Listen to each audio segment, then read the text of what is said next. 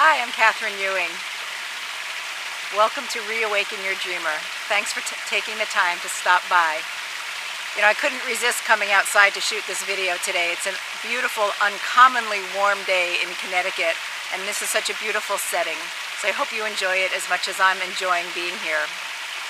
So the reason I wanted to speak with you today is that it's been a very interesting couple of weeks for me. And a lot of things have become very clear for me, and I wanted to share them with you. The first has to do with the name of my business, Reawaken Your Dreamer.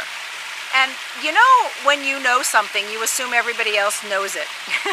And when I created the name Reawaken Your Dreamer, I had a very clear idea in my mind about what that would be.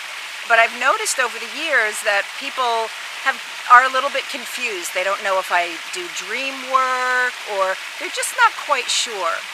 So I wanted to spend a few minutes talking about Reawaken Your Dreamer and the things that I'm inspired to do in my business and some of the reasons that I've been inspired to do the work that I do. So for me, the name Reawaken Your Dreamer really signifies coming from that place of waking up to who it is that we really are and what it is that we're really here to do. You know, in my practice, coaching and psychotherapy, and even in energy healing, and as I speak in different places and have an opportunity to talk to a lot of different people, mostly women, I've heard so many times, I don't know who I am, or I don't know who I am anymore, or I used to have a dream, but it was so long ago, I don't even know if I remember what it is anymore. And sometimes I hear that, well, I had a dream, and it was to get married and raise children, and now I've done that, and I'm not sure what this next part of my life is to be about. Or there are women who say, you know, I had a dream to be married and have children, and that wasn't the path that my life took. And now I'm really not sure what it is that I should be doing. And I think because I work with so many people who have had challenging life situations, one of the saddest things for me to hear is when women say to me, I've never been allowed to dream. Every time I tried to dream or talk to anyone about what I wanted, I was shut down or punished. And so for me, Reawaken Your Dreamer really has to do with coming to that point in your life when it's time to focus your awareness and your intention on what it is that you really want to create, what it is that you want to perhaps leave behind as your legacy, or how you imagine living your life fully and authentically and joyfully.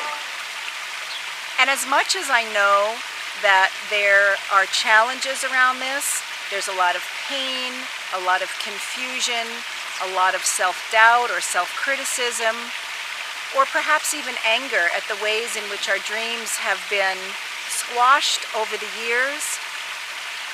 I also know that there's a tremendous amount of hope and joy and faith in moving forward to find our dreams. So I come from a background of working within the structures to educate women, to help them find resources, and to empower themselves. No matter what area I have worked in, it's always been about empowering women. And I feel as though all of that has prepared me to be the coach and the therapist that I am today. On a more personal note, there have been some experiences in my life growing up that I think have steered me in this direction. I have been asked to speak to the congregation at Unity of Greater Hartford, which I attend, and the date of that is coming up very soon. And about 2 weeks ago, I realized that the date was very significant to me, and I've sort of been wondering about that because I don't believe that things are coincidental. I think that things happen for a reason. And I believe that I'm being asked to speak on this particular date for a reason. I don't fully understand that yet, but a lot of information has come to me as I've thought about it. So the date that I will be speaking is significant for me because it's the day that I, 34 years ago, was scheduled to be at my college graduation. So I had, as I mentioned, gone through school, focused. I had a double major as well as a specialty area in women's issues. I had been honored to receive a number of awards, and I was really looking forward to my graduation day.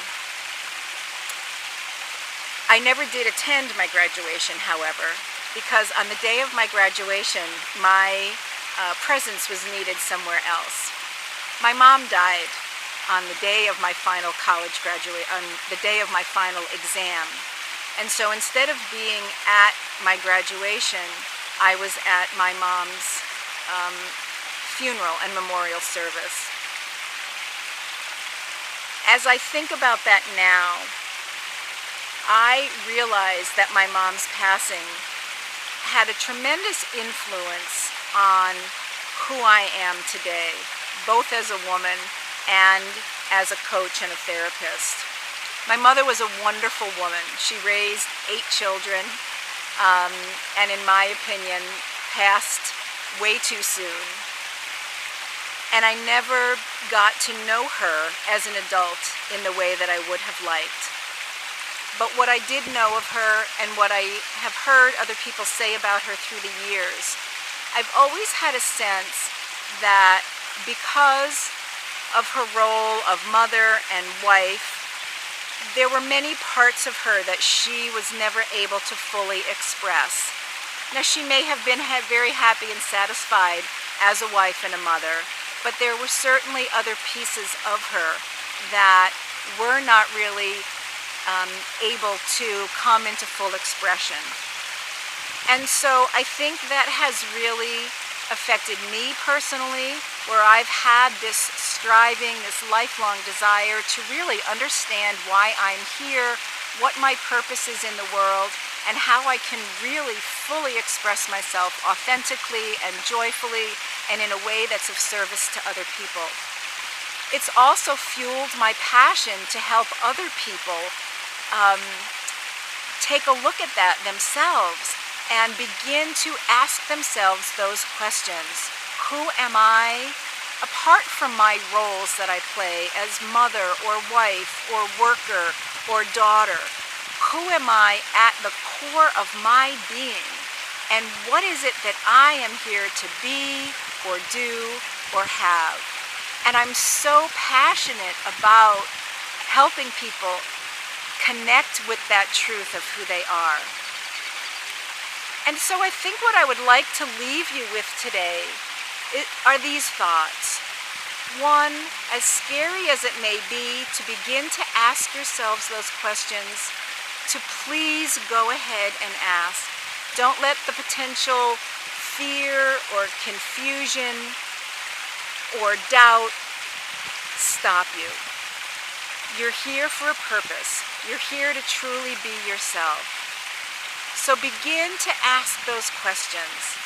Begin to look for support. There are people in your life who will support you, even if that has not been true for you up until now. And if I can be of support to you in some way, then I would love to do that. Trust that you are being guided and protected by the universe. Everything that you want for yourself is what God or the universe or spirit also wants for you. So know that you can be and do and have all that you were put on this earth to be and do and have. And so take those thoughts with you today and hopefully every day. If I can support you in your journey to reawaken your dreamer, I would love the opportunity to do so. I wish you many, many blessings on your journey, and thank you for taking the time to listen. Namaste.